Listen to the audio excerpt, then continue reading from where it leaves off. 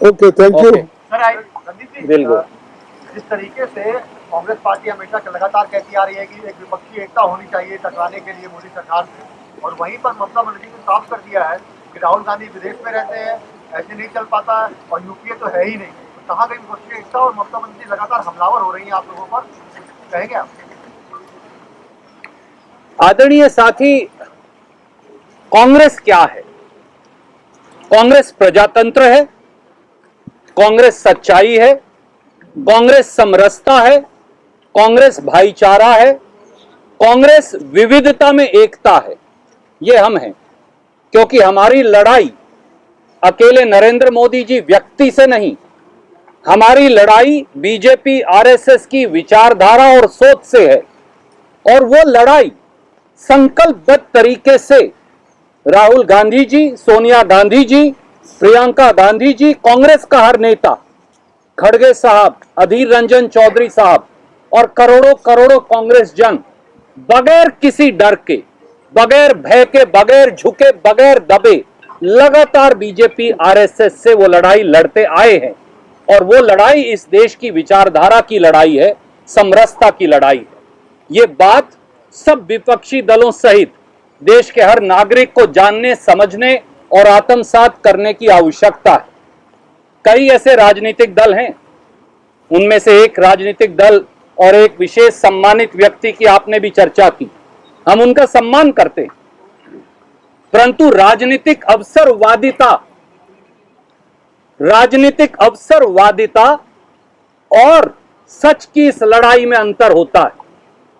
मैं आपका ध्यान आकर्षित करूंगा, याद करिए, आदरणीय ममता जी का हम सम्मान करते हैं, वो युवा कांग्रेस से निकली हैं, परंतु ये वही आदरणीय ममता जी हैं जिन्होंने 1999 में बीजेपी और एनडीए ज्वाइन कर ली थी और वाजपेयी जी की सरकार में रेल मंत्री बन गई थी।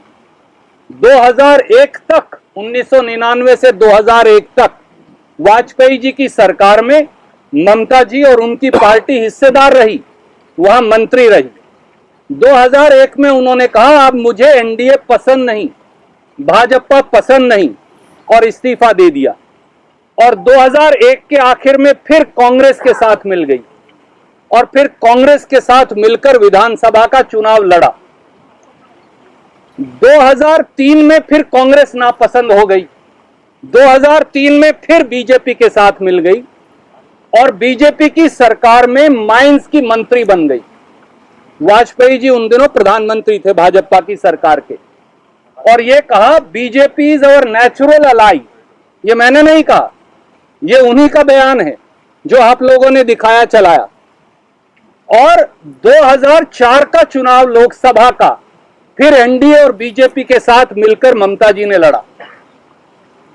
फिर 2008 में फिर एनडीए और बीजेपी नापसंद हो गई एक बार फिर, और फिर 2009 में वो कांग्रेस की सरकार में उसी यूपीए का हिस्सा बनकर मंत्री बन गई। 2012 में फिर यूपीए फिर नापसंद हो गई और यूपीए छोड़कर उससे इस्तीफा देकर अलग हो गई। राजनीतिक अवसरवादिता और सिद्धांतों और असूलों की लड़ाई में अंतर होता है मित्रों। 4-4 बार आप एनडीए में जाओ, 3-3 बार, और 2-2, 3-3 बार आप कांग्रेस के साथ आओ और फिर हमें असूलों का पाठ पढ़ाओ, ये अनुचित है। इसके बारे में उन्हें भी आत्म मंथन करने की जरूरत है। दूसरी बात, आदरणीय ममता जी तो यूपीए का हिस्सा है ही नहीं, उन्होंने तो यूपीए से 2012 में इस्तीफा दे दिया, तो वो यूपीए के बारे में बयानबाजी क्यों कर रही हैं? उन्हें अपने अंदर झांककर आत्मसात होने की आवश्यकता है। और तीसरी बात, कांग्रेस असूलों की लड़ाई लड़ रही, राहुल गांधी जी असूलों की लड़ाई लड़ रहे हैं। राहुल गांधी जी ने कभी बीजेपी से समझौता नहीं किया, राहुल गांधी जी कभी एनडीए का हिस्सा नहीं रहे। कांग्रेस पार्टी हमेशा हमेशा असूल के ऊपर टिकी रही। हम सत्ता में रहे, हम सत्ता से बाहर रहे। हम क्या लड़ाई लड़ रहे हैं? खड़गे साहब, अधीर रंजन जी क्या लड़ाई लड़ते हैं हर रोज? वो लड़ाई लड़ते हैं कि मोदी जी प्रजातंत्र को तिरस्कृत कर रहे हैं। वो आपको दर्शक दीर्घा में, पत्रकार दीर्घा में नहीं बैठने देते। और इस देश के प्रजातांत्रिक संस्थानों का हनन कर रहे हैं। वो चुनी हुई सरकार और विधायकों की खरीद फरोख्त कर रहे हैं। वो प्रजातंत्र की संस्थाओं को तिरस्कृत कर रहे हैं, खत्म कर रहे हैं। वो संसद हो या अदालत, उनकी गरिमा को खत्म कर रहे हैं। ये हमारी लड़ाई है विचारधारा की। पर माफ कीजिए, ममता जी को जरूर सोचना चाहिए। मैं हाथ जोड़कर उनसे कहूंगा, मैं छोटा हूं, उनका सम्मान करता हूं। क्या ममता जी भी वही नहीं कर रही जो मोदी जी कर रहे हैं? मोदी जी भी विधायक खरीदते हैं, ममता जी भी विधायक खरीदती हैं। मोदी जी भी पार्टियां तोड़ते हैं, ममता जी भी पार्टियां तोड़ती हैं। तो कहीं ना कहीं उनका प्रेरणा स्रोत जो एक समय में इंदिरा जी, राजीव जी थे, कांग्रेस पार्टी की विचारधारा थी, तो कहीं ना कहीं वो फांसीवादी सोच जिससे वो लड़ने की बात करती हैं, वो फांसीवादी सोच ही उनकी प्रेरणा तो नहीं बन गया? क्या वो उसी फांसीवादी विचारधारा और रास्ते पर तो नहीं चल पड़ी?